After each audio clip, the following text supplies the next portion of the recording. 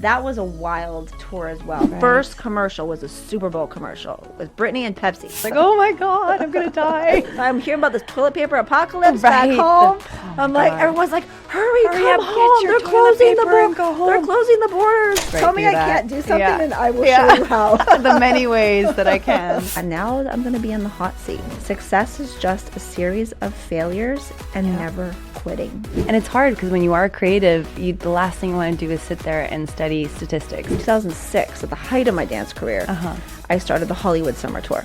We had 3 dancers that got scouted just from that session. So they're gonna get paid, they're gonna get a billboard, they're gonna get free merch. Life is a dance. When you hit a roadblock, just kick, ball, change, and pivot. Gosh, I'm Oh, you're gonna cry. Follow your heart. It won't lead you astray. There's gonna be people that will doubt you. Absolutely. But you have to ultimately believe in yourself. There's so much value in these stories that we're covering here that people need to hear. Every Sunday I release a new episode, and fast forward 100 episodes later. 100th episode. Welcome to the Business of Dance podcast, where you'll learn what it takes to create your dream professional dance career.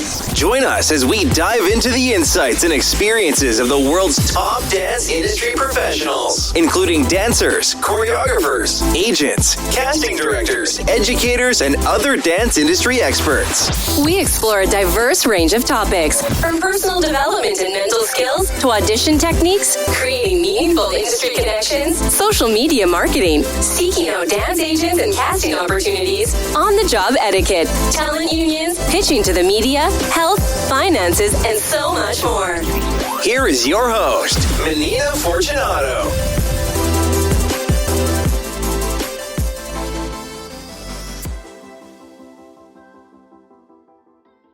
All right, welcome to the 100th episode of the Business of Dance podcast. We are in North Hollywood, California today with my dear friend Linda Ayentes, and we're going to do something a little bit different. We're going to flip the script. Normally, I'm the host. I have been interviewing dozens and dozens of guests over the last couple of years, and now I'm gonna be in the hot seat. You are. So I'm gonna let my friend Linda take over. Her and I, we go way back to age 5, and the reason why I wanted to bring her on was she's known me the longest of all my dance friends, and we have a long history together. So I'll take it back to when we were 5. Yes. Flicka Gymnastics, North Vancouver. Mm-hmm. We didn't really know each other then. We were just in the same class. Yep. Didn't see you for a decade. Yeah, a decade. And then I ran into you at a dance studio called Harbor Dance Center in Vancouver. Yes. And I remember, first of all, I was just blown away by your dancing at the time. And then I was like, so you're so familiar. Uh-huh. And then I creeped you out one day and I was like, did you do gymnastics at Flicka? Yep. And you were like, yeah. And then I think we did gymnastics together. And I think you didn't really believe me. And then one day I was like, no, she's crazy. I found a photo that my mother took. Yep. And You brought it to I class. brought it to class. I was like, is this you? Yeah. And you were like, yeah. And then anyways, we figured out that we Yeah. did know each other at age 5. That's crazy. And then from there, I mean, we were dancing together. We did competitions together. We did duos together. We did groups together. We performed around the city together. We did little gigs like opening for 98 Degrees. Yes. Oh my gosh, I remember that. At the So Vogue much fun. Yep, at the Vogue Theater right across from Harbor at the time, right? Yeah, on Granville. I remember that. And then we both had big aspirations. We both wanted to do the whole dance thing. We both ended up moving to LA years later at different times. We both ended up starting families, having children, and Parallel lives, kind of. like we did this thing lot our of whole weaving. lives. Yeah. And then we both have dance businesses. Yeah. Now you own Artistico School of Dance here in Los Angeles that you've had for several years. And then we've collaborated on so many cool things, from the Hollywood Summer Tour, which started in 2006. I did And a decade of that, of photography. You did photography for that. We did Universal Dance Awards. You did photography for that. It's a beautiful event. I've been bringing clients to you for the last few years, teaching for the Hollywood Summer Tour at your studio. We even post-pandemic, when I had my mom dance fitness program, we were filming at your studio. Good old Zoom classes. And then we did the International Summer Tour, which you were live streaming during the lockdown for me while I was in Vancouver. And you were here. That's right. You weren't even there. You were on the screen. I was running the whole show with a 3-month-old baby from my bedroom. Right. And you were in LA with the team in LA, with the teachers in LA, and we were coordinating. Yeah. We'll talk about that. And then our kids have been friends. Forever. And I've done all your pregnancy photos. Yes. I've been there to shoot everything. Every maternity shoot, headshots I've ever needed. Headshots. I've come even to you when for you years. were blonde. Yes, I had a phase where I was blonde. It was like beautiful. blonde, yeah, not this blonde, but like very blonde. And even when you and Sheldon met, I did your guys' little our little couples. Shoot. Couples, oh my gosh. Yeah. So the bottom line is Linda and I know each other very well, which is why I felt like it was suitable for you to put me in the hot seat, because we go way back and there's so many stories. And obviously the theme is the business of dance. Right. But I think there's so many learning lessons and takeaways that I'm hoping at least that the listeners can take away from, because as you know, life is not linear. No. And it is a dance. I like to say life is a dance. When you hit a roadblock, just kick, ball, change, and pivot. Because I feel like that's been our whole lives. Yeah, it's been a journey, and you can definitely learn so much from someone's journey. And I think your journey's been really unique, original. You've kind of always gone your own way, and I've loved that about you. You always pivot. You're like the best pivoter on the planet. Kickball, change, and pivot. Kickball, change, and pivot, or just leap over something. Like you've always given me, and me too. Like with my own journey, you've given me great little pieces of advice. We always call each other, and you're always like on the phone making dinner, and we're just like, we're able to talk and kind of catch up. And you've always given me really good advice, and I feel like that's you're great at that. That's why the business of dance is so wonderfully successful right now, and I'm so happy that you're here at the 100th episode. That's a great milestone. But I think we should start like way back at the beginning. So let's figure out how you started dancing first of all. Like what got you into dance? Yeah. Well, there's a backstory to that. So is a backstory. I think you know this story. Yeah. My parents. My mother was a choreographer in Italy in Club Med. Yep. She needed a dance partner. My father worked at Club Med. He was not a dancer, but she thought he was cute and asked to be a dance partner. Long story short, they fell in love. They, my mother, I like to say, imported him to Canada. Then they had me. My father he had a bunch of odd jobs, and then he did start teaching dance, and I wanted nothing to do with dance in the beginning. In fact, I hated it. I did figure skating for a little bit. I did gymnastics, which is how I met you, for a little bit. And it wasn't until one of my friends from elementary school said, I want to take your dad's jazz class. Oh, wow. And I was like, ew, I don't want to do that because of all the isolations. And I Right. was like popping the chest and hip isolations. I'm like, ew, I don't want to do that. Right. Long story short, she quit 3 months later. I got hooked. Wow. And then there was a show, I don't know if you remember Star Search with Ed McMahon. Loved that show, yes. And I remember watching Saturday nights, like 11:30 at night. I would stay up late, VHS record, watching those with my dad. And I used to mimic like all the dance moves, because that was like the America's Got Talent of that era. Yeah. So that was a time when Britney Spears and Christina Aguilera were on the show. And I just remember like being wow, I want to do that. So I think that was around 8 or 9 years old when I realized I actually had a passion for it. Yeah.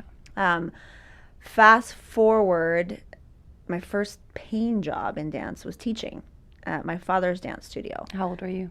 12. You taught at 12 years old. I was 12. That's amazing. I was assistant teaching as well. So there was times where my dad had to like take a phone call and he'd be like, just go do warm up. And I would just lead the class. And then it became a situation where I was choreographing solos and duos for younger kids that I was 12 and they were maybe 8 or 9. Wow. So I was making $40 an hour at the time, where my friends were making $4 an hour babysitting. Wow. So there was already a business of dance at a very early age. Right. And then fast you realized you could make money. This was, well, you know. that's how my father made a living, Yeah. was teaching dance. And then my mother went through this midlife crisis when I was 13. Mm-hmm. She worked for the federal government. Even though she had a passion for dance, she had the 9-to-5 job Right. when we were growing up. She worked for the federal government. She had the pension. She had the salary. She had the stability, if you want to call, I say The stability, safety. the safe job, whereas my dad was independent contractor and then owned a business.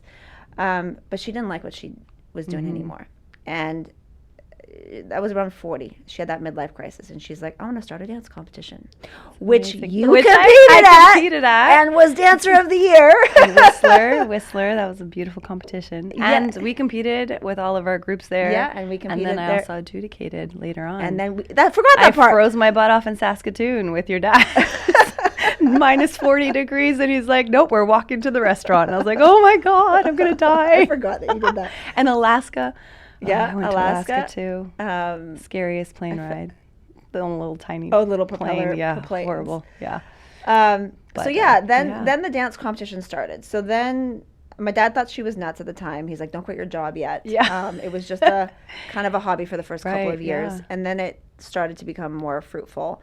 And that's when my dad started to shift and was like, okay, maybe you're on to something here. Mm-hmm. And these were during my teen years. So I was helping running the business at that time, which was my business of dance education. Because you saw her create this ground up, like from Completely. I was helping with registration forms, creating marketing materials. I don't even think we had a website then. Trophies.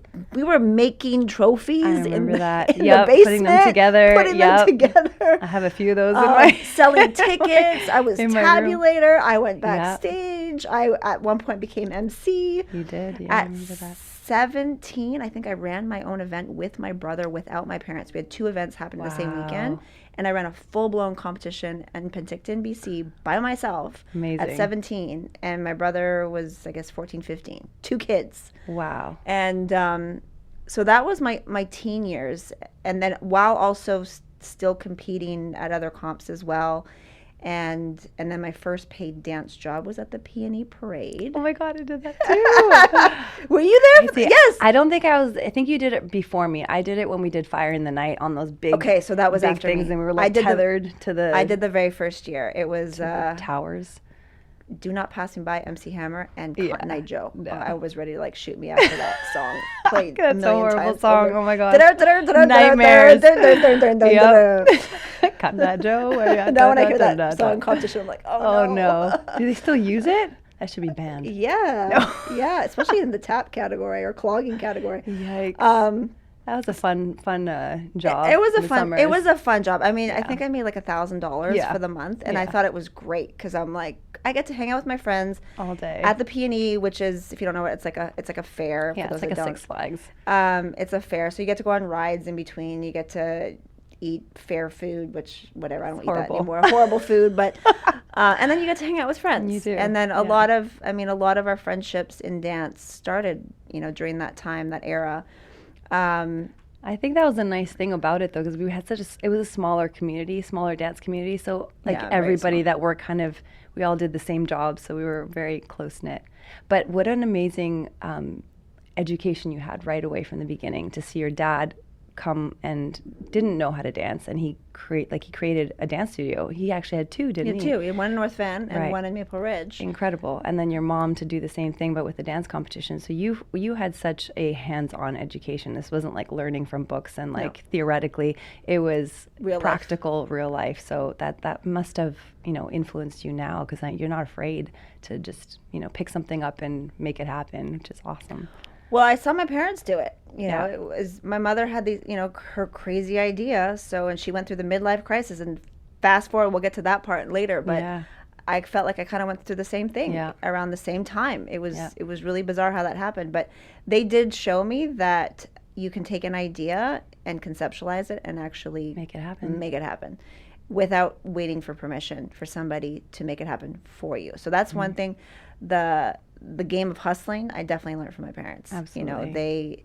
They had an idea, they made it happen. It wasn't like, No excuses. oh, I wish of the day, I hope someone would discover me and do Yeah. the thing.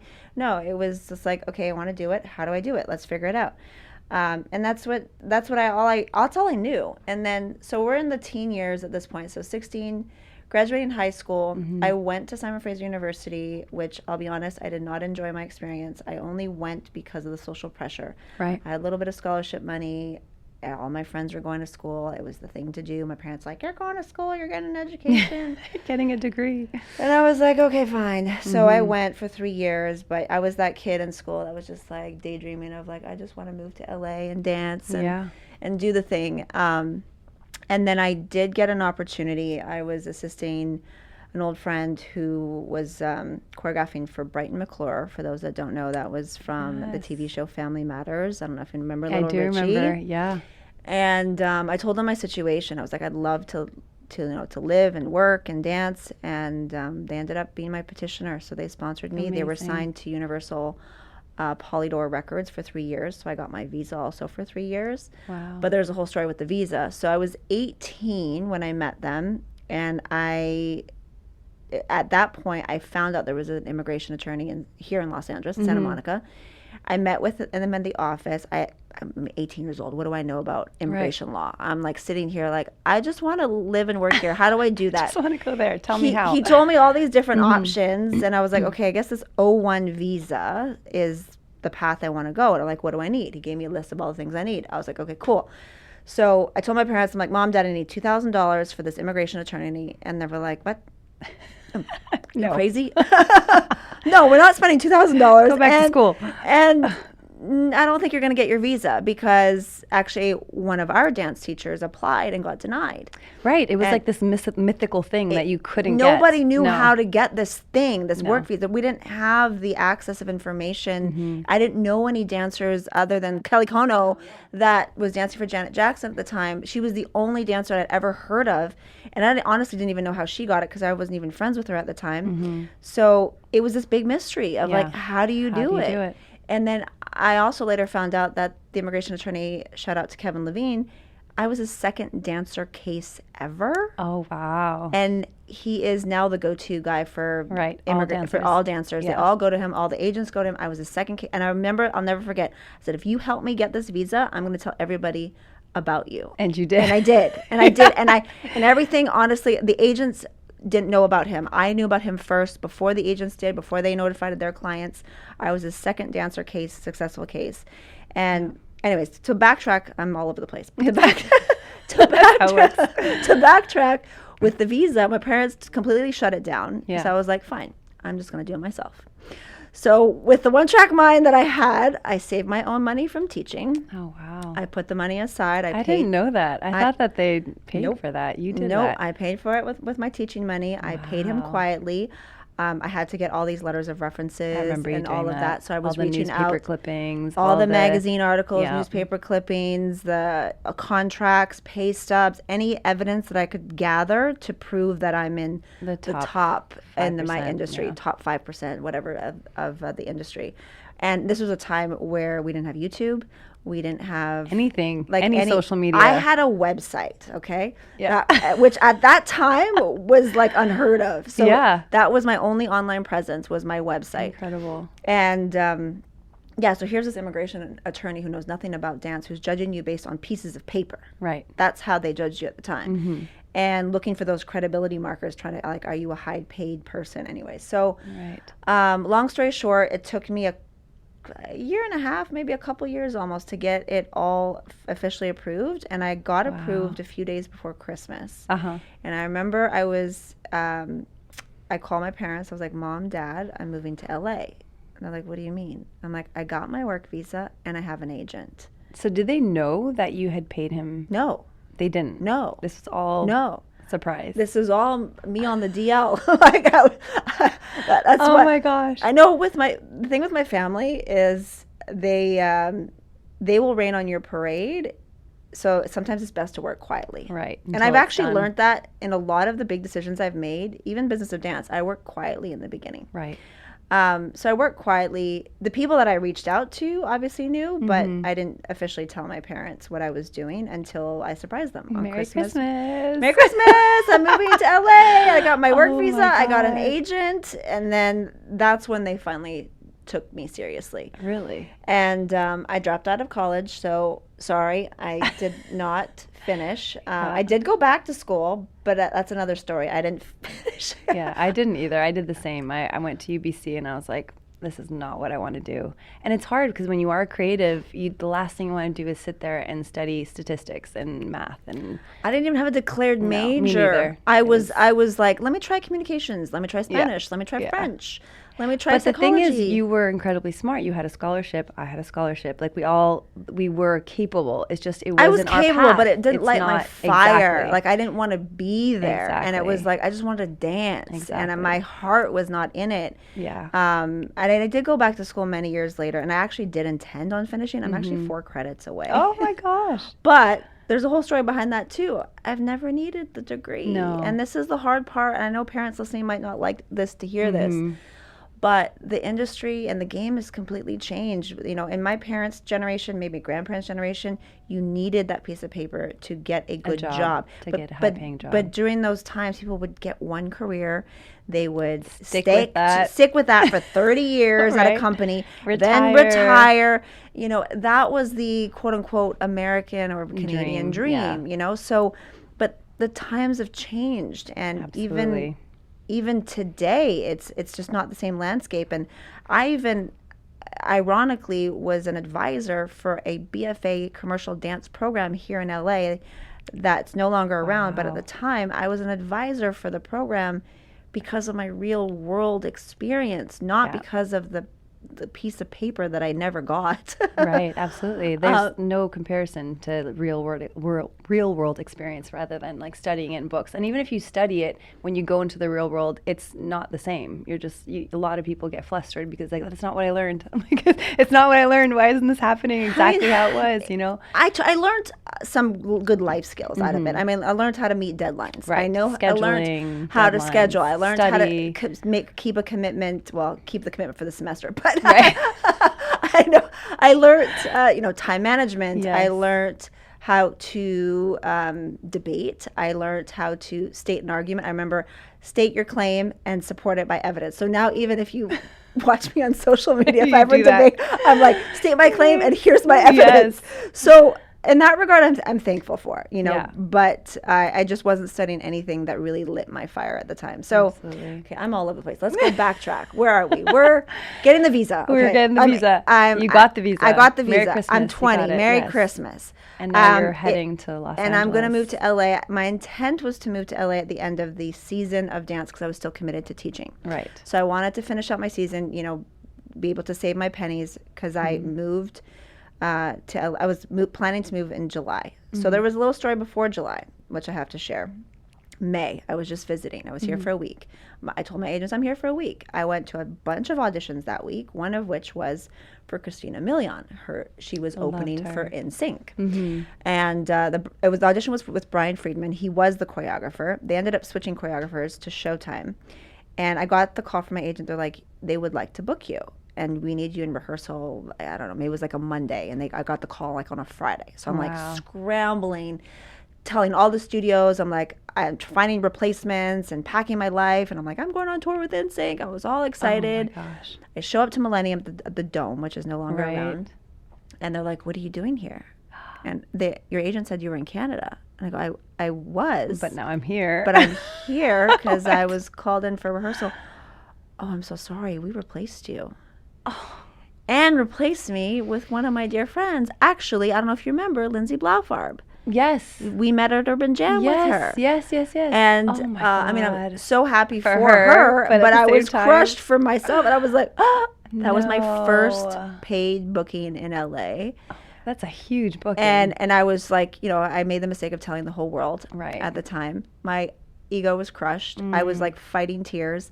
And I was like, can I just stay to learn some choreography for the day? Because I flew all the way out here. They're like, yeah, you can. And I remember dancing my heart out, hoping that maybe they'll change their mind. Maybe they'll like add another dance. I'm like, is there a budget to add another dancer? And she was a newer artist at the time. So they're like, we don't have a budget for another dancer. So that sucks. they let me go, and I had to turn right back around. I asked for my jobs back. I'm like, sorry, I'm back for another 2 months. You went back. I went you back didn't stay. home. Oh my I went gosh, back home. that's heartbreaking. Yeah, because I didn't actually have an official place job to or live live, yet. yeah. because the original plan was July. Right. So, well, I went back to the original plan. I moved in July, like I intended, into North Hollywood, actually where we are today, in an apartment I'd never seen till the day I moved in, with a roommate that I never met until the day I on moved the edge. in. Turned out to be actually probably one of my best roommates that I've ever had. And I've had many, and she was fantastic. My little I had my own bedroom, bathroom, and walk-in closet, which I'd never had in my life, and a pool for $375 a month. $375. That is a Whole Foods, That's one trip to the grocery store. That's one trip, yeah. So that's how I started my LA journey. I came with my car, my clothes, computer, CDs. That was important. The CDs, got to bring my those. CD collection, and a big dream. Amazing. And then fast forward a month later, I had a direct booking with Paula Abdul, thanks to my agent, Bill Bull, at the time. And that, for me, was kind of a dream come true, because she was my first concert when I was 12 in Vancouver. Oh, my gosh. So that was really cool. It was only a one-day gig. And then fast forward a month later, I auditioned for the Britney Spears World Tour auditions. And that was my first really big open call. Hundreds of people lined up. They did a typecast. They lined us up. Thank you, please stay.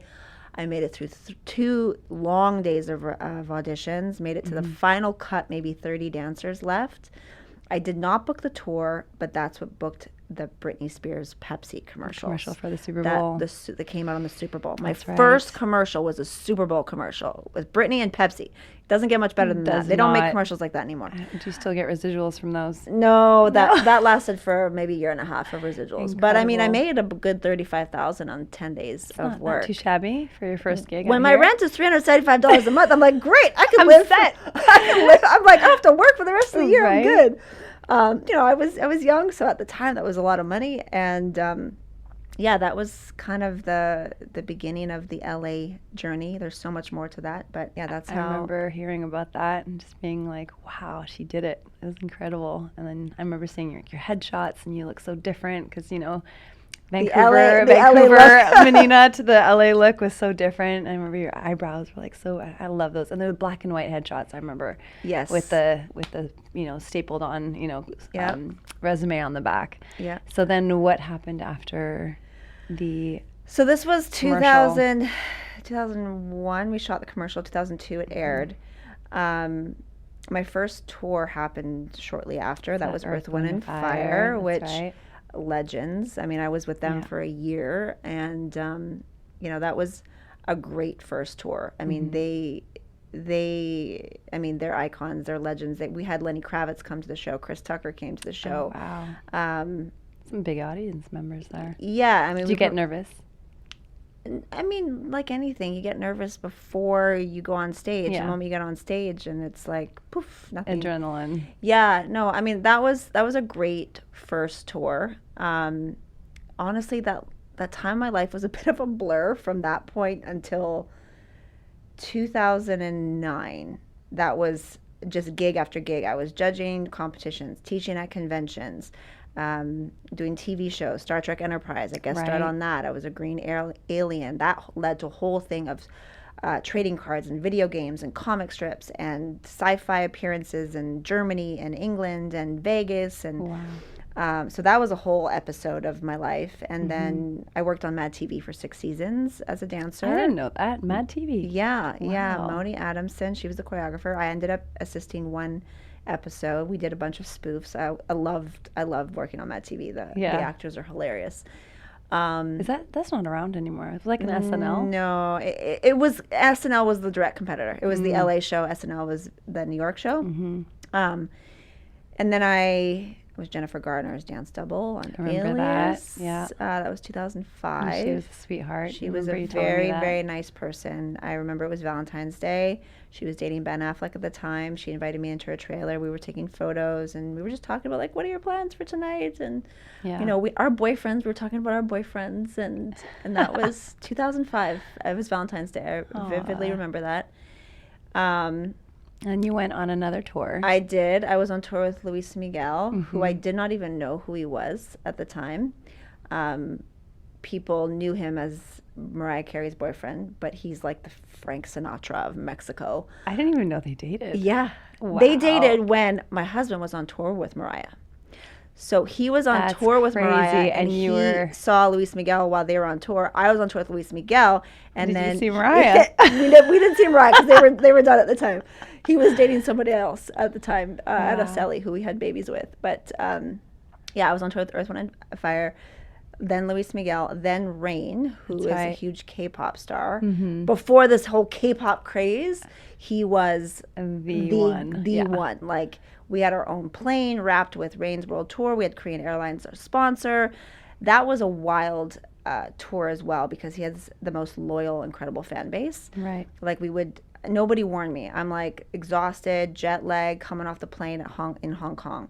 And there's hundreds of screaming fans with signs and paparazzi, and everyone's like, ah! And I was the token. That's when I was blonde. You were blonde back then. Jamie King, shout out to Jamie King, made me go blonde. I was the token white girl. Everybody thought I looked like Madonna at the time.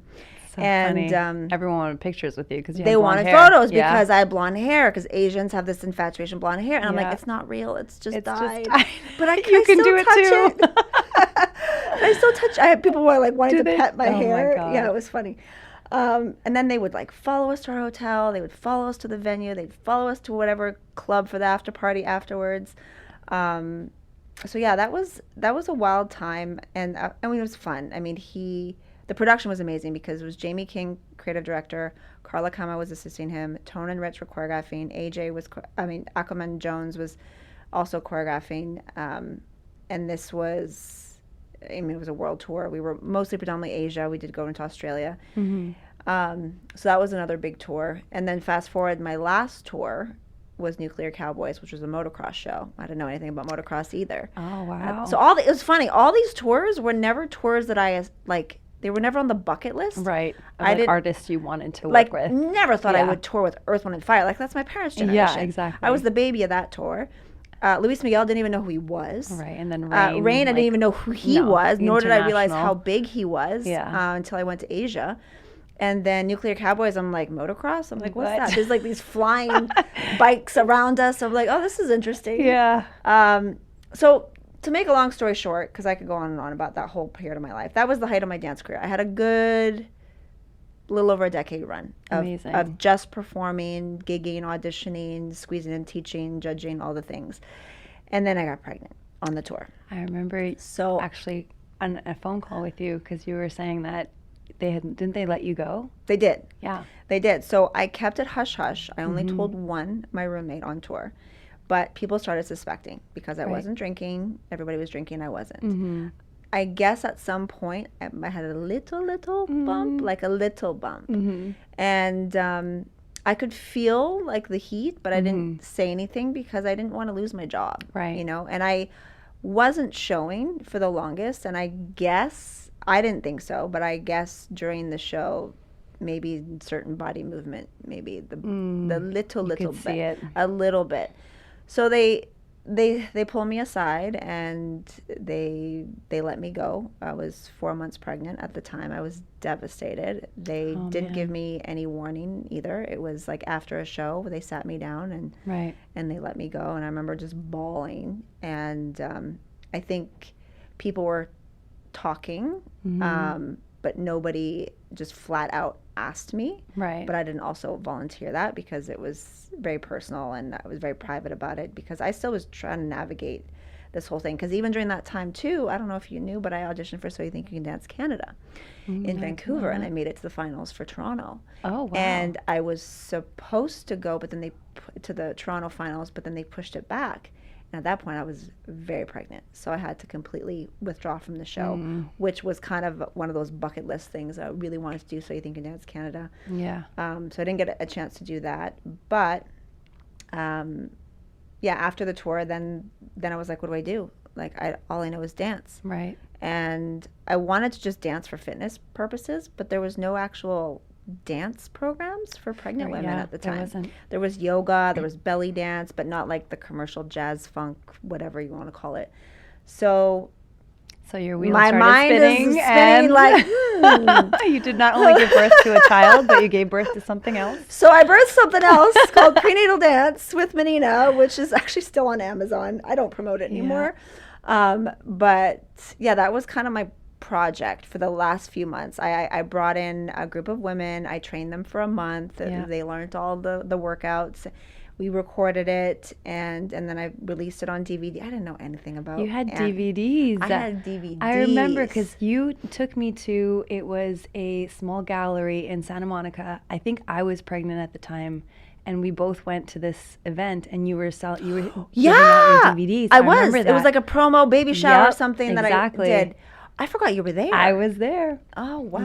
Yep. See, I remember the top I wore because I was like stressing out. I'm like, I'm pregnant. What am I going to wear? And then, we both went and you were giving out your DVDs. I remember you're on there in that orange little outfit. And gosh, now I got to look up photos. So, I'm like, what was I wearing? Yeah.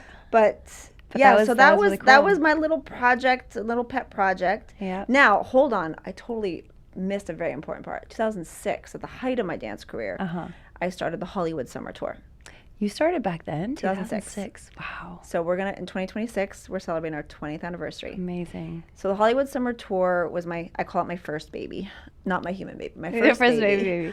Because at the time, people were coming to me for advice on how do I get a work visa? Right. Where do I get my headshots done? How do I were get that an agent? unicorn that made it all the way to So LA. everybody started like picking my brain, Yep. and then I was teaching at an intensive, and someone's like, you should create a program teaching all this stuff. I was like, maybe I should. So I did. Another idea I'm like, let me in there. And it was just a summer event, and I recruited dancers out of my family's competition, 5, 6, 7, 8 Showtime for the first year. Right, you would give out scholarships. I gave out partial scholarships. That's how I recruited dancers. And then that became my annual summer event. That's it's still to this day one of my favorite dance events that I do. So much fun. We do classes, we do agency showcase, we do photo shoots, which you did for many years. Sightseeing, Disneyland, Santa Monica Beach, Beverly Hills, Hollywood and Highlands, seminars, music video shoots, demo reel shoots. It's like the ultimate crash course experience, of what it is to be a commercial dancer in LA. Yeah. That was what that project was. And I did that for many, many years. So I won't get to the fast forward part. Let me go back to baby, new life, mom. Yes. I tried to go back to auditioning. That was a big challenge because I was breastfeeding, and I remember bringing my husband with me to auditions. He would sit in the car. I'd breastfeed right before the audition. I'd go into the audition. Oh, wow. That's she didn't take a crazy. Bottle. She didn't eat food yet. So he'd be like texting me like, she's screaming, I don't know what to do. Hurry up. by myself with a crying kid. And then sometimes if it went too long, the auditions, and I'd be engorged or I'd be leaking, I'd be uncomfortable. And of course, I'm stressed out over what's going on in the car with baby. And then I was not fully present at my auditions. How do you do that? That's like I torture. was mentally like not there. I was physically there and not there at the same time. But I thought I could go back because physically I was actually in decent shape at the time. I remember. You were so physically right away. I could do it, but my lifestyle didn't allow it. Yeah. So that's when I started to kind of pivot more a little bit in production. I worked a little bit on America's Got Talent on the creative team, and then a little bit on X Factor on the creative team. And that's when I started producing more music videos, which we did at Universal Studios and Paramount Studios. So... And then I would bring my daughter and then eventually family to set. Yeah. And you were on set and your family was on set. Yes. So like it became a family affair. It was a family production. So I pivoted more into that space. And I did that for many years while still judging and teaching competition. I mean, I still dabbled in a little bit of here and there. But it wasn't until my daughter started kindergarten here in LA. First of all, we got robbed.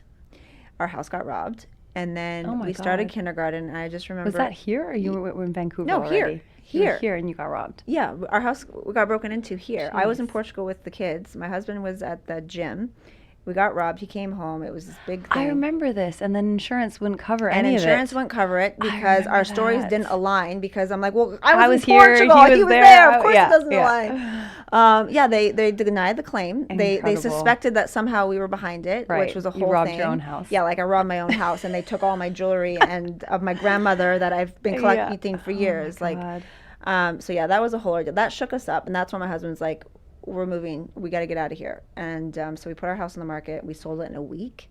Wow. And then we're like, okay, so where are we going to go? So already I was feeling a bit anxious. My daughter just started kindergarten that year, which also was an experience because I went to the only LAUSD French immersion school in the city, in Culver City. I lived in the Valley. So it was an hour and a half, depending on traffic. So that commute was a challenge. Then, no disrespect to the school districts, but they were underfunded. The teachers are underpaid. Yeah. There's no school gymnasium. There's no grassy field. Like all things that we grew up. Absolutely. We grew up in public school. Like, yeah. So it was like, and then I learned here you have to send your kid to private school, and I'm like, that's $20,000 $30 for $25,000 $30 grand for kindergarten. I'm like, what do they learn in kindergarten? I'm like, okay, this is crazy expensive if I want to do a private school. This public school thing is not really ideal. We just got robbed. We sold our house. We are homeless, don't know where to go. So we ended up buying 2 lots of land. And the dream was to build 2 homes, sell one, live mortgage free, and come back and be able to live there. But then we're going to move temporarily back to Vancouver. A temporary move, yes. I remember that. So that was 2016. Still going, this temporary situation. I'm waiting for you to come back. So that was supposed to be a year thing because we were like, we couldn't find a place to live fast enough. And then my husband knew I always wanted to live in Vancouver. He's like, okay, I'll compromise. I'll give you 1 year. I was like, okay. So, and then I sent my daughter to French public school, which was, free and nice and great education. Yeah. I was like, okay, this is what I was expecting that I didn't get here, that apparently I had to spend $30,000 a year for. But that's another conversation. Yeah. So, that was a temporary move. Right. And, well, we're still in Vancouver. Still there. But my business is technically still here. So, hence why I'm even here now. Like, I go back and forth. Yeah. Quite a bit. So I'm like, sometimes I feel like I'm straddling both countries, both, cities. And anyway, so I do occasionally come out to work here and do projects here and all of that. But I realized very quickly that my lifestyle, having a family, it's just, I wanted something different. I wanted a little bit more of a quote unquote normal upbringing because things like healthcare and education and safety, those things as a parent start to matter. And then I had baby number 2 and then I had baby number 3 in 2020. Mm-hmm. So I realized over time, like, this is really where I want to plant my flag. My husband still has this fantasy that we're going to come back though, but that's another conversation. Is he happy there? He's like, oh no, he wants to come back here. He does. But he's in love with the old LA. Oh, he's in love with the old LA. The LA before we had children. The LA before the homeless crisis was like out of control. Right. The LA and the prices were more affordable. Like that's what he was in love with. But again, off topic, business of dance. Yes. So, business of dance. So this brings us to... Well, you have HST and now all of a sudden... Nothing. Because 2020 happens. So 2020 happened. I was actually in the middle of producing the London Spring Tour, which was another annual event I did in the spring. We were in London when the lockdown began. I remember that. So you're like, what do I do? I was supposed to go to an event called Move It, which is a massive convention with like 30,000 attendees. We set up our booth that afternoon. We get we see the notice on social media. The event is canceled. After we just set up. And meanwhile, we were shooting a music video as well that afternoon, and the streets just suddenly became dead. And we were shooting the street. I'm like, this is great. If we have the whole London to ourselves, we can shoot. I'm hearing about this toilet paper apocalypse back home. I'm like, everyone's like, hurry come home. They're closing They're closing the borders. So it was like, everyone was panicking. I'm like, what's wrong with everybody? What's like everybody freaking out over? So we ended up finishing the event. We got really creative. We couldn't go to move it, so we ended up hosting a workshop. Some people ended up showing up. We improvised. I brought in some of the Move It guests because people were flown in from other parts. Right. So we ended up doing a little panel discussion with my clients. So we definitely made something we out of made nothing. something out of nothing. Like when life gives you lemon, you make lemonade. Right. So we made some lemonade, and then we went into lockdown. Meanwhile, I'm 9 months or 8.5 months pregnant at the time. Aw. So we go into our 2-week quarantine, Mm-hmm. and I was excited at first. I was like, "Ooh, yes, we get I to get stay a home, break, we get a vacation break." time. And then I'm like, I get to get nesting. I'm having baby number 3. Yeah. April of 2020 is when I had my son, my baby number 3. And I was prepared to stay home for 2 weeks. Mm-hmm. I was okay staying home for 2 months, Right. but definitely not 2 years. 2 years. Yeah. So that really shook up my world. That summer, we were supposed to do the next Hollywood Summer Tour, HST. Yeah. which you know as HST. Mm-hmm. And that's when I was like, oh, I guess this event It's not can't happening. happen. So we got to pivot. Everyone's pivoting online. I didn't even Right. know how to use Zoom. None of us did. I was like, how do I do this? So I had this crazy idea of, kickball change and pivot. Right. Kickball change. I'm Let's do like, it. so I'm going to call it the International Summer Tour. We're going to live stream in London, Vegas, LA, and Vancouver. I'm producing all of this with a 3-month-old baby Yeah. in my bedroom. I get a whole backdrop set up so you didn't even know I was in my bedroom. It looked like a professional studio. Right. I'm communicating with my teams and you were my LA team. Yep. and we were, live streaming. I was Zooming, and I, again, still didn't know what I was doing. And my clients actually had a great time. It was great. But I didn't know what I was doing, and I definitely didn't make any money. If anything, I lost a lot of money because Yeah. it was way more expensive than I anticipated. So then it was like, okay, so what do we do from here? I'm stuck at home with 3 kids, 2 dogs, a husband, can't travel, Time to get in shape. and then I'm like, I just had a baby. So I'm like, Let's. in business, I'm always thinking, what problem can I solve? Right. And I'm like, well, I got to solve my own problem. I need to get back into shape. I'm stuck at home. What can I do? Dance is the only thing I know and love. So I create this whole postnatal dance program with my son. He was my... So you have a prenatal program. We have now you have a postnatal program. program. What's next? So I was getting in shape at home with my son. I started off with Zoom classes, which honestly, that was chaotic because Yeah. you have a live prop, your baby is Yeah. your partner, screaming bloody murder. You cannot do anything. You're like, I'm just trying to sit up. Come on, child. You're Zooming with live mothers. They're also dealing with their chaos at their home, but they Yeah. can mute themselves. Exactly. I can't. I have to actually keep going. Right. So I'm like, pacifier, toy. Rocking. I'm like, okay, we're going to pick up. We're going to do some squats. We're going to, so that was, and then Oh my I also God. remember at the time, like I was promoting this online. Everybody was stuck at home. I was like begging people to come for class. Like I was like, a free introductory class. I think my sister even did part of it. I think she did. 'cause Yes, she had did. I just was- had a baby. I And you're was like, do anybody, this. baby. I'm like, just come, just come. Take the class. I'm like, I'm feeling lonely. I need to work out with somebody. I'm like, Yeah. even anyway. So I wasn't making any money, and it got hard. This is a subscription? Or I just started like off with like a 6-week postnatal dance challenge, and then I did a whole 6-month Super Moms boot camp, and that's when I brought you in because then I was like, well, I'm going to bring in guest teachers, and then you started filming The salsa, classes from your yeah. studio with guest teachers and with you, and You had gyrotronics on there. You had like we all had kinds of stuff, gyrotonics yeah. and Pilates and salsa and hip hop and jazz and stretch and strength and all these. So many like, great classes. It was actually as a product, it was a good product. It was a great product. But yeah. I felt like it was a really noisy market where there's a million. Because everything was online then. Everything was So it's online. like you There's a could- million fitness programs. So I'm like trying to compete with the Pelotons of the world. I'm like, Yeah. this is not working. So I did that for 2 years. I was mentally I was struggling because I felt like I lost my identity. I'm like, I went from where I was in my career to feeling like I'm begging people to take my class for free, Yeah. barely making $500 a month, completely depleted my savings, ruined my credit. It was a sinking ship. And I was, online, I was putting a smile on my face. Of course, yeah. I was gritting my teeth, doing what I can. And then 2022, And things started opening up things again. started to open up. So I finally got to the Hollywood Summer Tour again. Yeah. But I had a big problem. The people that had paid me in 2021 and 2020 because I allowed them to carry their credit over. Oh. Suddenly I needed to produce an event with money I'd already spent. Oh, shoot. So if you're a producer, you understand how detrimental this is. So I'm like, I had a little bit of new registration, but not enough to cover. And this is where my back was against the wall. And I remember just total desperation. I was like, I need a solution. I was joining all these Facebook groups. I'm like, high ticket coaching, sales, something, online marketing. And I got this DM who ended up becoming my business coach. And I had no money. And I remember investing a significant amount in this coach.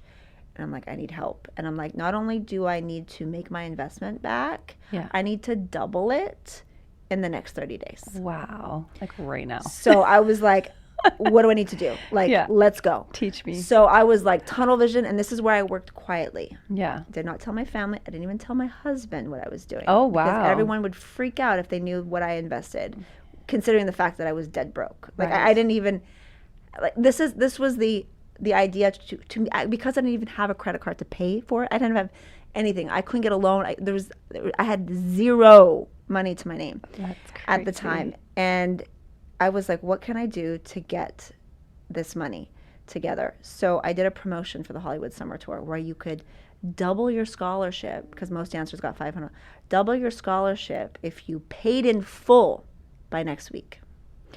So in that week, I made $30,000. Oh, wow. So I was able to use that portion of that money to invest in this business coach. So they just paid you ahead of time kind of thing. Yeah. So instead of the usual just pay a deposit. Right. Because my deadline wasn't until, this was May. My deadline for the deposit was until June. I wasn't supposed to get fees until July. Got it. Because I remember telling my coach, I'm like, well, I'm going to get some money in July.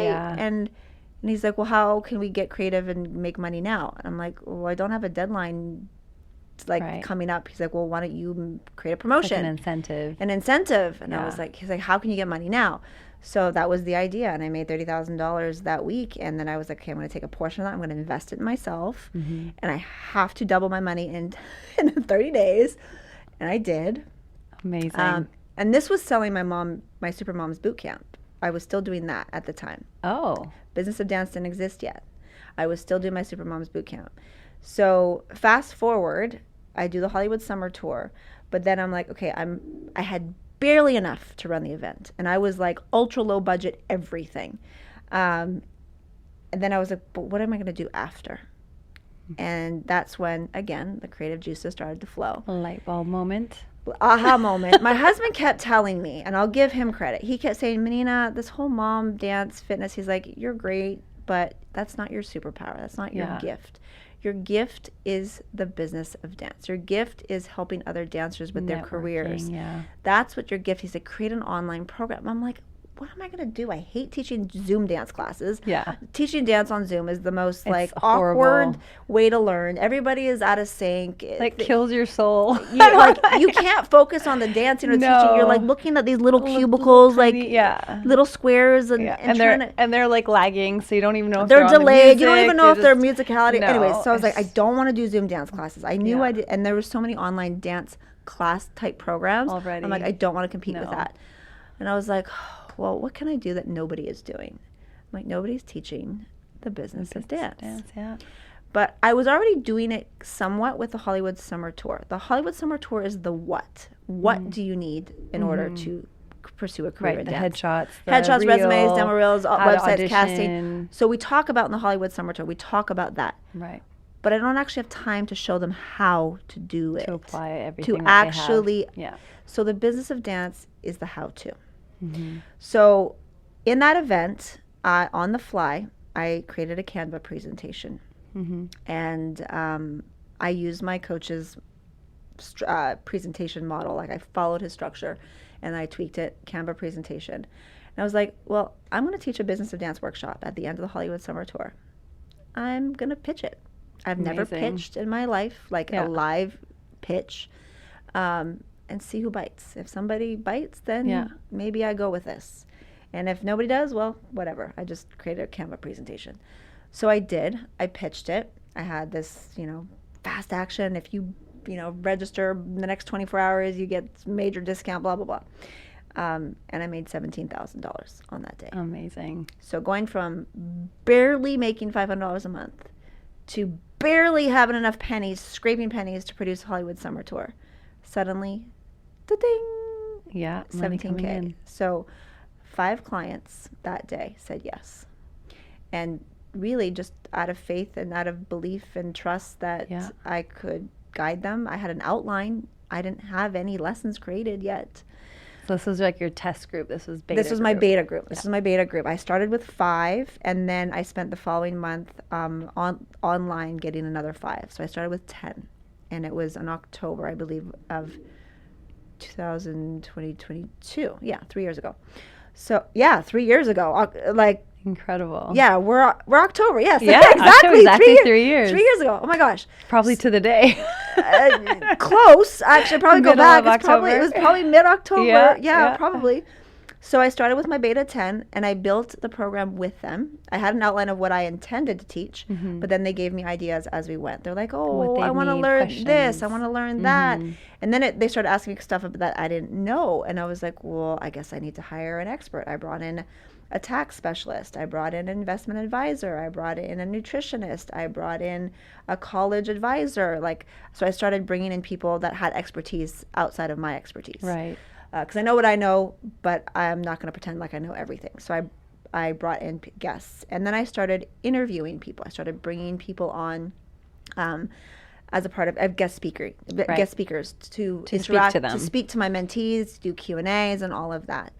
So fast forward, I have to give a shout out to Vincent Patterson, who, Oh, wow. if people that don't know, he was Madonna, Michael Jackson's choreographer and director for many years. Everybody knows Smooth Criminal, Yeah. the famous Lean. He directed and choreographed that music video, and he did the Vogue before Madonna and Express Yourself. And anyways, a lot of iconic work. I did have a pleasure of working with him as a dancer many years ago. But I did his interview, and he's like, is this going to be a podcast episode? He's like, this was really good.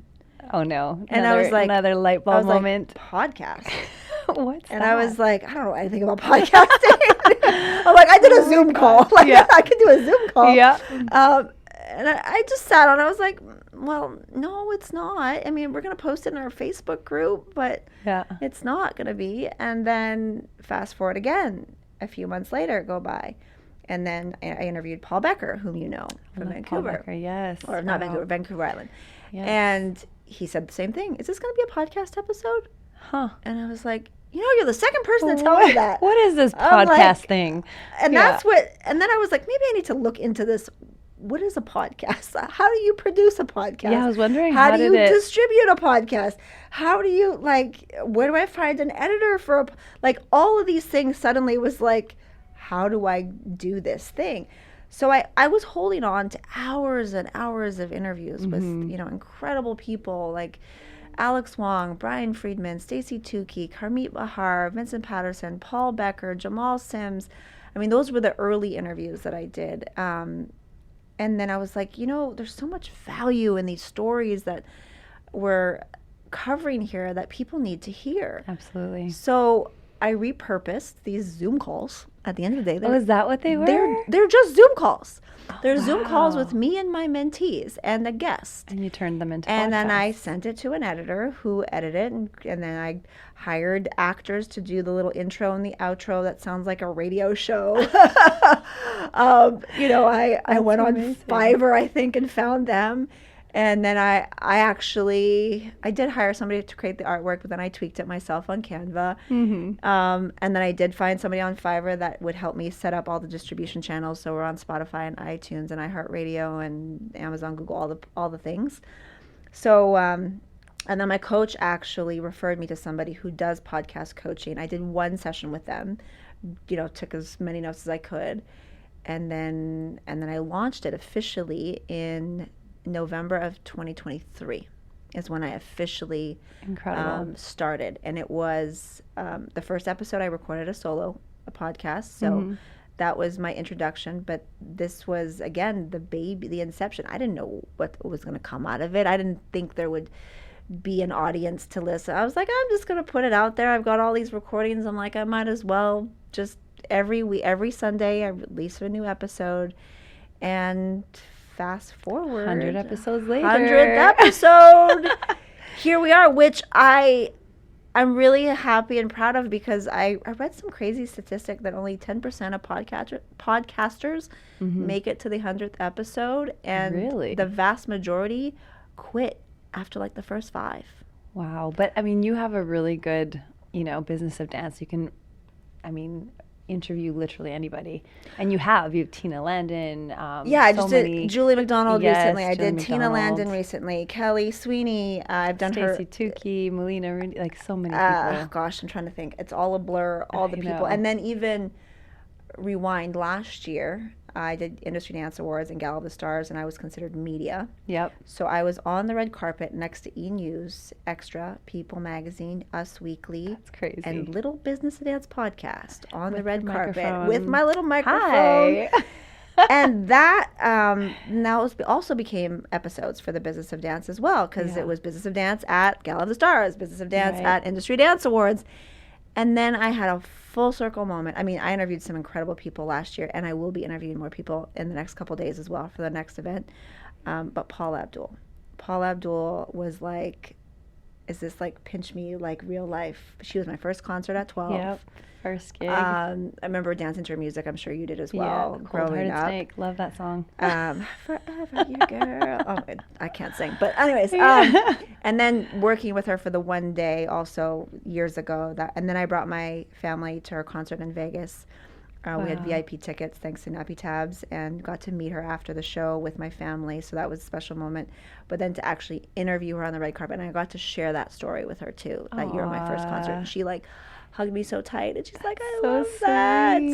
So, meeting your like teen idol was, and then to think like, wow, I'm here interviewing her. And I interviewed at the Beverly Hilton in the same ballroom as the Golden Globe Awards. Crazy. Never in a million years did I ever even dream of a moment like that.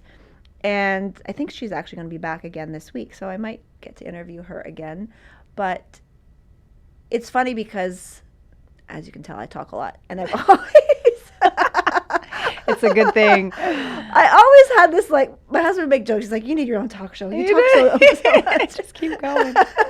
And I actually genuinely was like, I would love a talk show, but no one would ever hire me. You'd be so good at it. Oh my gosh, you're so easy to talk to, and you have like a really good on-stage persona. And your mom remember your mom with those Showtime? She would always talk a lot too. So I think you get. Yeah, I probably get that from my mother. You get that from your mom. But yeah, so I always secretly wanted my own talk show, but never, even just this format that we're doing right now. Yeah. Never part of my career plans. Like, never even imagined doing something like this, and then opening so many doors. And I remember even just interviewing Tina Landon, I was like, man, I wish I had this podcast when I was in my dancer days. Oh my gosh, I've been making so many connections and relationships along the way. I'm like, darn, my dance days, not that I'm done, but it's just like, I'm not in my peak years anymore, right? But I've created all these new relationships, because I bring people that I've worked with. A vast majority of the people that I've had on the show are all people that I've known in some capacity. But now I'm getting to the phase where I'm reaching out to people that I don't know, that I'm like, oh, I'd like to interview you, and okay. And then now it's actually flipped the script, where I'm getting publicists pitching their clients to me. Oh, that's amazing. So that has been, lately I'm getting more and more of that. Robert Garland, artistic director of Dance Theater of Harlem, his publicist reached out to me. Like, never ever thought people, the CEO, the publicist for Dance One, which is like the biggest dance convention competition organization pretty much on the planet. Would you mind interviewing our CEO? I'm like, yeah, sure. So people that never would have given me the light of day, are now pitching themselves to me. So that was a huge shift, a huge 360. Yeah. So now, just to I should go back a little bit. So the Business of Dance was intended to be an online mentorship program only. That was my only intent. Then it just, the popcorn effect of the podcast. Shifted. That evolved. shifted. So now I'm doing both kind of side by side, because what people don't understand, even some of my guests that get confused, they're like, this is with other people? So I do these interviews with my mentees. This is actually the first episode that I'm doing without an audience. Right. Yeah. Without a virtual audience or even an in-studio audience. Yeah. So the format is very different. Most podcasts are in this kind of intimate environment, whereas mine is over Zoom predominantly. And then I do some in-person podcasts during my VIP days with my clients. So that's another thing that started. Now that we created this beautiful online business, then it was the one thing I felt like was missing is the human connection. Yeah. So I would spend 6 months getting to know these kids, and I'm like, I want to give you a real hug. Like, I want to, have that human connection. So that's when we started doing VIP days. So we did 2 in LA. We've done 1 in New York. We'll do another one in New York coming up in 2026. So now that's become a twice a year thing. 1 in LA, 1 in So they fly out to meet you. They and you fly have a day. out for a day. So a VIP day consists of a photo shoot, a demo reel shoot, a private dance class with the guests. Like we just had Kelly Sweeney. We just had Alex Wong in New York. And then we do a podcast, in-studio podcast taping with the live audience in front of us with the guest. And then this last one we did, we invited agents as well. Oh, so nice. to scout. We had 3 dancers that got scouted just from that session. That's amazing. And then the evening, we rent a party bus. We get dressed up. We go to a private dinner. We went to that's the perfect day. Tao. We've been to Tao twice. We've been to Boa Steakhouse, private dining. And then this past VIP day, we had a reality show taping as well. So one of my mentees, Lola, who's only 11, she has her own reality show called That Girl Lola. And another idea came about because her mom was registering her, and I was like, if you want your camera crew to, they can film. And once I spoke to the producer and she fully understood what we were doing, they're like, we could do a whole episode around this day. You're like, so yes, please. I was like, sure. I'm like, put a mic on me. Let's go. Follow me for a day. And we did. So now the mentees also get to say they were on this reality show, which is actually supposed to be coming out soon. Actually, by the time it might even be around the same time, like November of 2025, I think is the release date, but I don't know for certain. So, now we have a potential, I haven't seen it, but we will have an episode on That Girl Lola following our VIP day experience. That's so cool. And all the excitement that comes around that. So Business of Dance was a Canva presentation and a crazy idea. An online beta group of 10 that has evolved to, we've served, I think, over 300 dancers over the last 3 years that have come and gone, like they go in waves. And we've just actually started a new pro membership. So after a dancer completes the 6 months with us, then we have another level where they get another separate monthly call. They also get a pro vault with some other live coaching sessions that they didn't have access to before, and just that extra layer of support. Because what I found is during those first 6 months, I like to say that they created a product in that time. They get their headshots, their resumes, their demo reel, their website, their casting profiles. So now they have everything ready to submit. And some of them think they have everything that they need to know, but I'm like, oh, honey, we just created your packaging. Now we got to put it out to market and put it on the shelf and sell it. And that's the hard part, which is submitting and doing the castings and the self-tapes, auditions, and the in-person auditions. And then if you're lucky to book a job, and then dealing with the contracts and dealing with negotiations and dealing with whatever happens on set or on a job, and navigating those tough situations, and then keeping that work consistent. Right. So that's what the pro membership is for, is to help them with that next chapter, because a lot of them don't realize the road ahead, and the road ahead is actually harder than the first 6 months. It's easy to get your stuff together and have like a nice little it's like a school project. Like, here it is. But now we got to actually make money from it. Now we actually have to sell it. Now we actually sell the services of dance. So how long is the first initial 6 months? 6 months. And then the pro is just the pro is either annual or monthly. They have the option of annual or monthly. And then all of our active mentees are then invited to our VIP days, which they can do either in LA or New York, at least right now. Who knows? Maybe I'll add more cities. I'm sure you will. I'm sure it'll be like, I was like, international, maybe Vancouver, worldwide. maybe Toronto, maybe Miami, maybe Vegas. I don't know. There's all the places you want a vacation. I'm like, Greece, where do I want to go? Italy. Let's do one in Italy. So podcast, the VIP days, the pro membership, it's just evolved. And then another thing too, which we have not officially created, and this is the first time I'm talking about it publicly, is we want to start a brand ambassador program to where we will actually pay our mentees to be our street team. Amazing. Basically, after being with us for a year and a half, they, at that point, they should have all their marketing materials in order. Hopefully they have an agent. Hopefully they've got a few gigs under their belt. They're leaders in their communities.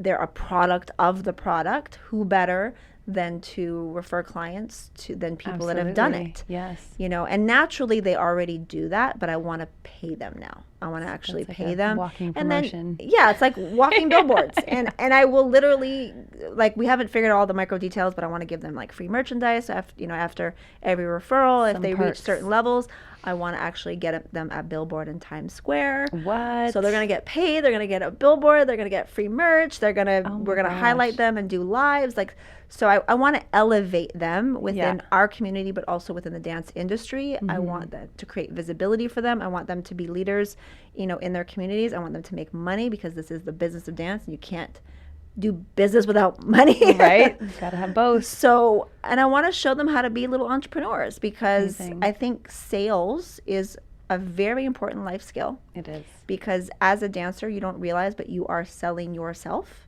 So you have to know how to present yourself, package yourself. Which has become even more and more important. Back in our day, we didn't have to do that as much. You had your headshot, you had your resume. And that's it. And that's it. Now you have your IG, you have your YouTube channel and your TikTok, everything. And it depends on how many follows. And it's so different now. So you absolutely need these skills to be able to make it. Yes. So let's talk about your mentees then. I know that they've done a lot of They're wonderful doing things. amazing. I honestly, like, that's the best part of what I do, is to see them win. So many, I can't even count, have gotten signed to agents. The MSA and GTA and Block and DaCosta and Premier, and then a bunch of local agencies, depending on where they're from. So that has been beautiful to see. I've had one dancer that did the Super Bowl with Rihanna. I had 12 that did the Super Bowl with Usher. I had 2 that did the Super Bowl with Kendrick Lamar. I had a teen dancer that just did a Netflix TV series in Nashville, made $30,000. Her first not too shabby. big gig. Following in your footsteps. Graduate, the 30,000. And she literally finished high school a few days after it wrapped. Incredible. So, that was beautiful. 30 grand in the bank. She's like, nice way to start Vegas. a new life, and then, kids booking Disney, print ads, commercials. My one mentee who's got her own reality show now, like Superstar and The Rise. Another kid just got another Netflix role. Like, to be honest, I can't even keep track. There's so many cruise ship contracts. Right. I've got a couple of them that did just booked Royal Caribbean cruises. Modeling. Tons of modeling. New York Fashion Week. I actually have 3 mentees doing the LA Fashion Week this weekend. Amazing. Yeah, and then I have 18 mentees that are doing Industry Dance Awards with JoJo Siwa. She's choreographing. My daughter, being one of them, is going to be there performing. So exciting. Yeah, even just this weekend, like, I can't even keep track. I have one dancer, I won't reveal because she hasn't signed her contract. One dancer that will be signed to MSA New York. Another dancer just got Premier Talent Management in Vancouver. 3 dancers that are doing LA Fashion Week this weekend. 18 dancers that are doing Industry Dance Awards. That's just the wins of this past week and a half, 2 weeks. That's incredible. It's like proof that it's working. It is definitely working. We have a proven formula, and even if they, like, the thing is, too, what we do in those first 6 months, they can pay off for years to come. Like, I'm hearing a lot of incredible wins to a lot of my alumni that are telling me, oh, I just got signed to this new agent, and oh, I just got this new booking, and I just got accepted to this university, and like Pace University is one of them. A bunch of kids have gone to CLI Conservatory. A bunch of kids are at the Space launch right now with Krista Miller. I've got one dancer who's at LA Establishment, so whether they want to go to college, whether they want to do these professional training programs, whether they want to get agents, whether they want to book jobs right away, like, my job is to support their goals. Whatever their goals are, I'm here for it. There is no, we don't have a cookie cutter program. Yes, there's some basic things that everybody needs, but it can be personalized. But it is very personalized. And the one thing too, which I love, there's a lot of mentorships out there, and I think the word mentorship can mean a lot of things. But what we have a hybrid model. So we have on-demand lessons where they get the core basics, which everybody does, the headshots, resumes, all that stuff. We have our weekly calls where I do coaching calls with them, but I do one-on-one coaching on the calls. So you bring your homework assignments to me and I will literally like critique it and edit it on the spot in front of everyone. So I'm coaching. So like all the crazy formatting that goes into a resume, like I'm going in there. The websites, I'm going in there. Like I am literally hands-on. Like I'm not like just giving feedback and go figure it out. No, I actually like edit it myself. Wow. So I do those type of coaching calls, and then we sometimes we'll do the guest interviews where we bring in guest speakers, and then if I'm not available because these are on Sundays, then I'll bring in a guest coach that will teach on different topics. We've had etiquette on set, we've had unions, how to get into a unionized dance company, how to get dance on cruise ships, different mental skills, how to deal with anxiety and stress and fear, nutrition, acting classes. I have somebody doing next month a styling class. I have somebody doing chakra breathing technique for actors class, so nice. And all that becomes accessible into our pro membership. So that's where we get more specialized coaching. So we've got that. And then I also have a client success manager who actually, do you know Danielle Cody? Did you ever meet? Yes. She was Dancer of the Year as well one year. Also, I choreographed her solo one year. Anyways, she's from Ontario. Yeah. So she was a professional dancer for many years, did cruise ships. She's also a mom now. So she's our client success manager. And her job is to hold our mentees accountable to their assignments. So she does the one-on-one accountability calls. So she keeps track of everybody. And then we have internal notes so that I know exactly what's going on with each mentee. I look at their profile to see their wins, what they're struggling with, what they need help with, and they have direct access to me and her as well. So we have an app that they used for direct communication, so they can basically text me at any time. That's so nice. So they have the texting abilities 24/7. They have me live weekly on the group calls. They have the one-on-one calls with our client success manager. They have the on-demand lessons, which they do at their own time. It's all online. So it's also very time efficient. I know it sounds like a lot, but it gets done pretty quickly. 2 hours, maybe 3 at most a week. Nice. So because all of our dancers train 24 cajillion hours a week, some homeschoolers. So they're busy. They're busy. And I wanted to make sure that it was customizable. So the Sunday calls, they're recorded. You miss it, you can watch the replay. The one-on-one calls, you book them around your schedule. The on-demand lessons, you do it around your schedule. Right. When you want to message me, do it around your schedule. You hear that, and I'll be the crazy person. No excuses. If you message me at midnight and I'm awake, you're answering. I'm answering. I have no business hours, which is probably not a good idea. No. But you need to set some parameters I there, need to set some boundaries. But I'm I don't know. I'm that way. If I'm on my phone, I see a message come in, I'm responding at whatever hours of the day. Get it done out of the way. I get it done. I'm a get it done kind of person. Yeah. Which has served you really well because you get everything done. It's crazy. I do get everything done. Even today's day. Let me tell you about today's day. So I flew in from Vancouver late last night. We didn't get to our hotel till midnight.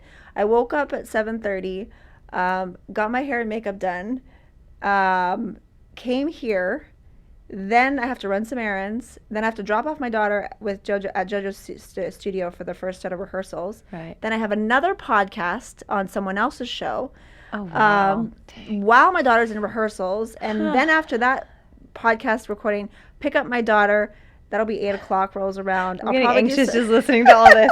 I'm like, I can't. I'll probably go to my computer at the end of the night to answer emails and check in with my team because I also have a team that works remotely.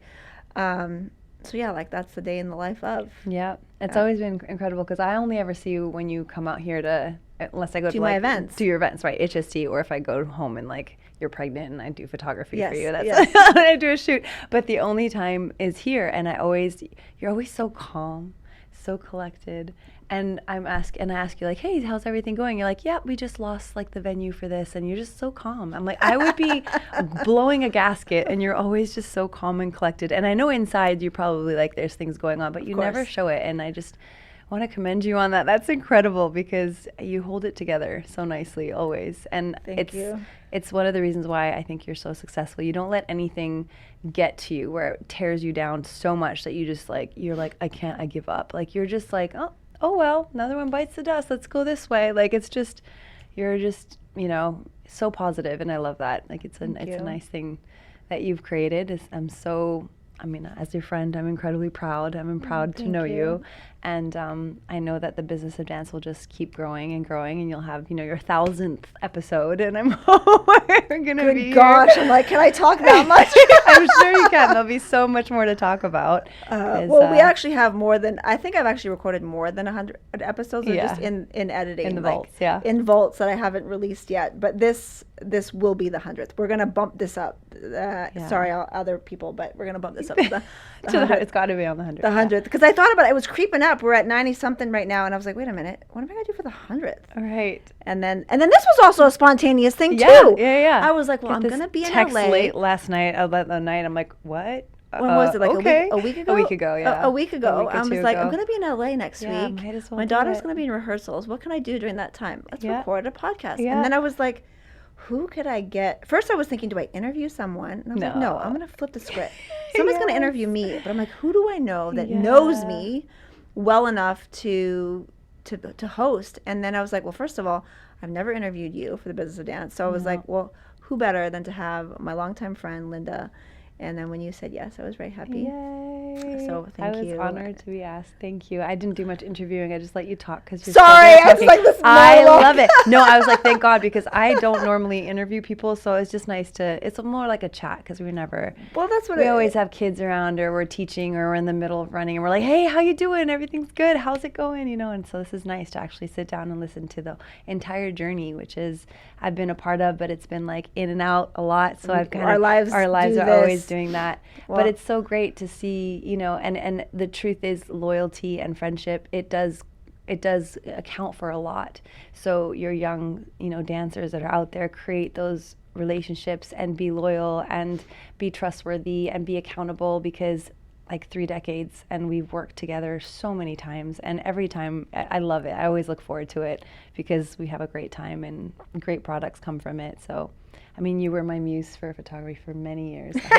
I should bring out those gorgeous photos. But you know how to capture me, though. I've shot with a lot of it. photographers, but you always, all your photography has always been on point, which is why I always asked you for every pregnancy.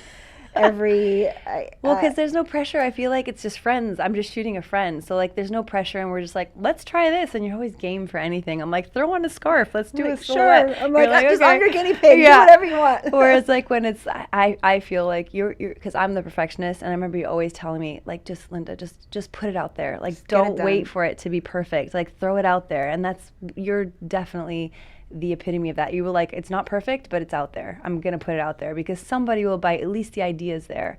Whereas if you wait for perfection for it to be perfect, it'll never be perfect. It'll never be perfect. Yep. So better done than perfect. Exactly. I tell my mentees that all Better the time done than because perfect. sometimes they're all hung up on their homework. Because someone's like, my headshot, my resume is just good enough. I'm like, get it done. It's done. Just get it done. Yeah, just finish it. Put It's it fine. out in the world. It's Just fine. go. And so you could get caught up with your choreography, the way you look, how you're going to an audition, just get it done. Yes. Because I think a lot of people get stuck in the analysis paralysis. They do. And I think that's just a life lesson in general, because most people. That's a good one. Never heard that. Analysis paralysis. Yeah, that's a word? Is that a word? Yes. No, it's good. And it rhymes too. That's amazing. Yeah, because most people think of the things they want to do, but they don't necessarily take action. No. And taking imperfect action, to me, is the key to success. Yes. I didn't know what I was doing when I started this podcast. Right. I didn't know what I was doing even when I started the online mentorship program. Right. I didn't know what I was doing when I was starting the Hollywood Summer Tour. I didn't know what I was doing when I moved here with, a dream and a clothes and a car. Yep. I didn't know what I was doing when I got my work visa. It's a beautiful thing though, because it grows organically, and it kind of pushes you in the direction that you're naturally supposed to go. Whereas if you're like, I have this idea, and if it's not working, you just get you get discouraged, and you just pack up and go home. But if you come in with this I don't know, I kind of have a vision. I know where I want to be. I know I want to be successful, and you just kind of let the world kind of push you, and you always make something happen. Whether it's successful or not, you learn from it, and I think that's absolutely just so important, to be able to learn from the things and not let it tear you down, and just be like, I give up, I'm going home, this sucks, because it's very easy to quit. Easy. It's especially nowadays with our kids, they're like, if I don't get right now, it's It's not the Well, I think not the way to go. I think I attest to going back to our competition days. Yeah. I was not the best dancer. You were a much stronger Oh, dancer. she's lying. no. She's lying. She's No. lying. No, you were always like, your technique was flawless. You were the beautiful. I remember so many people was like, Linda. If there was somebody that was going to make it, it was Linda. It was not me. Nuh-uh. Ask anybody from our generation. Nobody expected me to have any kind of success. I think when I moved, it was like, okay, bye. I beg to differ, because you were like a light on stage. You were so, I loved watching you dance. Like, I loved watching always. you. I had leg envy. Leg envy. Oh God. You had the beautiful technique and the gorgeous feet and the gorgeous leg to your ear. I'm like, I never had Not that. anymore. Now it's like, oh, my bones. What's happening to my Good bones? Lord, I can't even do a split Right? anymore. What let alone happens after like 30? Your children, bones just children in age. children in age. Children in age, but Oh my God. no, I think going back to my competition days though, Yeah. because I lost a lot, like I was happy if I placed, Right. let alone got first. Like, so I was used to losing. Mm-hmm. Even auditions. I remember there was some my auditions where gosh. I didn't get it, but Yeah. like, you got cruise ship contracts. I never did. Yeah. You did. Dudley, did you write the movie? I remember all of our friends got it. I never got it. So there was auditions, there was competitions where I didn't get it. Yeah. There was many times where I didn't get it, but in a strange way, there was a lot of learning lessons. So I was used to failing. Did it light a fire though underneath you a little bit more, like, because you didn't Yes. get those gigs, so you're like, I'm gonna It did. to It get did create something bigger. I did want to fight my way through, and yes, there was days where I got discouraged and I was disappointed. You know, it was hard when you and all the other friends, they were all working on something. Like, I wanted to be on that job, you know. Aw. So like, yes, I feel like you booked a lot of stuff that I didn't book, so I think it was like here and maybe there. I don't know. I guess I have memories of big auditions that everybody got, and I felt like I was the only one that didn't. But no, I think it did. I did fight, but I also fought to find my own lane, because I think because I wasn't the strong technical dancer, and I think we were in the era where hip hop was just getting into the studios, started, and I kind of gravitated a little bit more into that realm. So a lot of our generation didn't have that training. So when I came for the commercial dance world, that's where I felt Almost at home. At home, because I was definitely more of a performer, commercial dancer than I was a competition technician, which is, so that's where I had to find my lane, which was hard. But I also had to deal with loss and failure. And now I say success is just a series of failures and never quitting. Yeah, that's And so true. And that's ultimately been the story of my life. Yeah. Just never quitting. Because what is success? Success is constantly evolving. It's always Of course. changing. The goalpost keeps changing. Yeah, exactly. Keeps moving. So you never are really successful because you never know how much farther you could go. Well, yeah, I just thought getting a visa was like, Right, yes, was like, I've yes, made it. Score.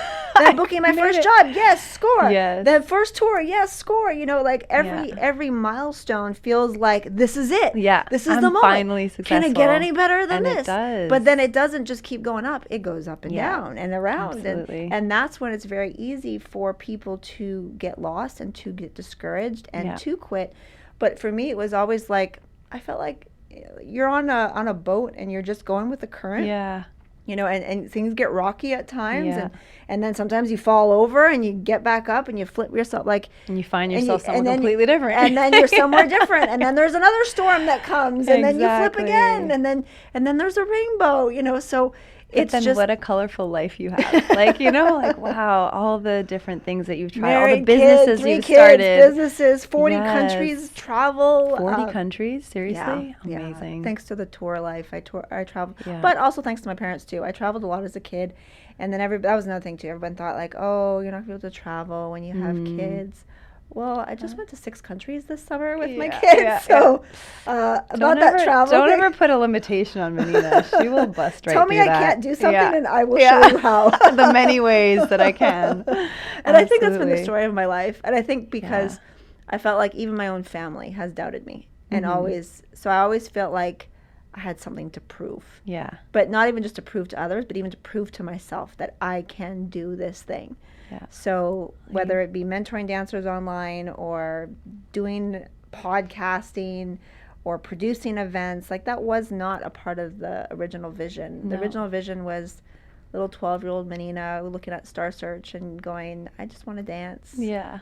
I You want know. to get was it 4 stars or 5 stars? How many stars I think was it was it? four Was it stars. 4 stars, right? And Star Search is coming back. No way. Yes. Oh my gosh. And my friend Tiana, who I have a podcast with today, is working on the show on the production Amazing. side. I'm so jealous. Like that There was you go. that was the I show. remember watching that show, and there was a dance group there. I don't remember what they were called, but they had like 2 boys and like 4 or 5 girls with the big hair. And I was like, oh, it's just rooting for them to win. I was obsessed with 4 boys and a babe. I don't even know who they are. 4 If boys somebody and a knows who they babe. are, I love Please you. let us know. And Personality Plus. I remember Personality Plus. I remember that name. I can't remember where they were. 4 girls, but I think. yes. And the other one was 4 boys and 1 girl. I Ah. remember New World. You know, so many of my dance friends were on that show, and I watched them, Amazing. but I didn't even know who they were at the time. And then years later, I ended up working with them. So, Yeah.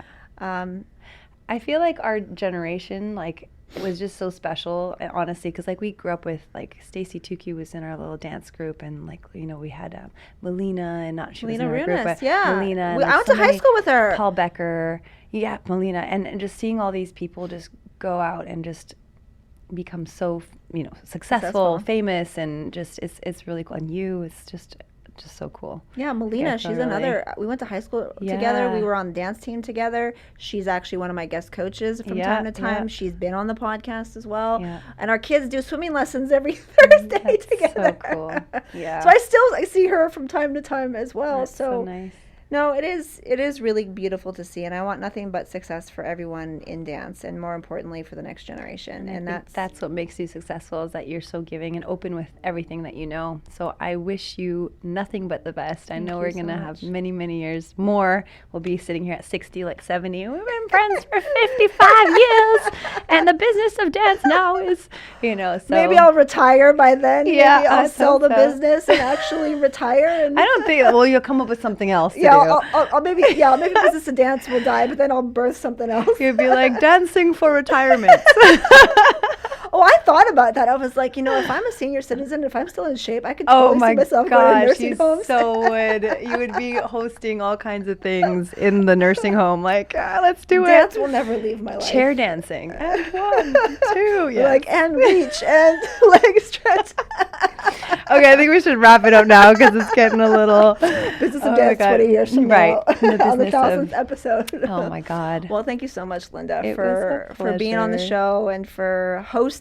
Thank you for having me. This has been And- really cool. This is beautiful. I want this to be my living room. I know this is a beautiful space, and Yes. what a special place, special time. The fact that I lived in North Hollywood to be here Yeah. with you and to talk about the journey and over the last several decades, and to here we are, and even Business of Dance being featured on over 400 media outlets. I Just have a whole list, like MSNBC, so many, Province, The Forbes, Sun, the Success, MSN, Forbes, ABC, yes, NBC, Dance Fox, Magazine. Inside Dance, Billboard.